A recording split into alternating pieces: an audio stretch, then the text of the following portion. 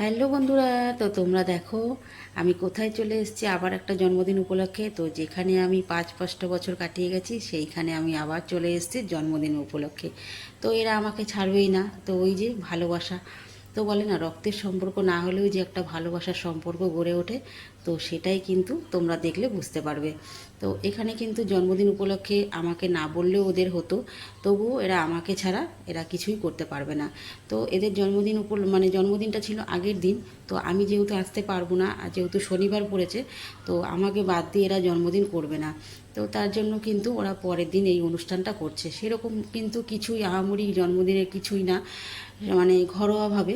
তো ঘরোয়াভাবে করলে সেখানে আমাকে কিন্তু না বললেও হতো, তবুও ওই যে বলে না একটা ভালোবাসা, মানে জড়িয়ে গেছি। তো সেই ভালোবাসার টানে আমাকে আবার চলে আসতে হলো সেই জায়গাতে। তো দেখো প্রথমে মানে খেতে বসে পড়েছি ডাল আর আলু ভাজা দিয়ে, আর সঙ্গে কিন্তু লেবুও আছে, আর লবণ দিয়ে দিয়েছে পাতে, কিন্তু আমি লবণ খাই না, তবুও দিয়েছে।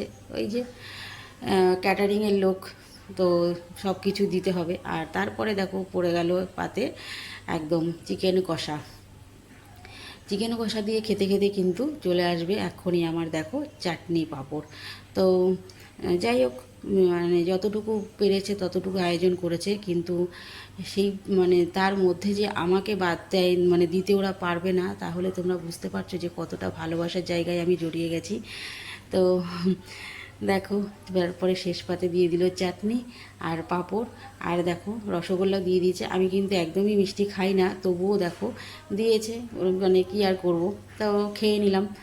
আজকে ভালোও লাগছে। আর এই যে যার জন্মদিন তাকে তো তোমাদের দেখানোই হয়নি, এই যে দেখো আমার বাবুর জন্মদিন। এই যে দেখেছো মিষ্টি হাসিটা, তোমরা ঠাকুরের কাছে সবসময় প্রার্থনা করবে আমার বাবু জানি সবসময় এরকম হাসি খুশি থাকে। তো ভাই বোন মিলে সবাই মিলে বসে পড়েছে এখানে গিফট দেখতে। তো ওই যে বাচ্চাদের যেটা হয়, মানে কি পেয়েছি না পেয়েছি সেটা দেখার জন্য একটা আগ্রহ থাকে, তো ওটাই ওরা করছে ভাই বোন মিলে দেখতে।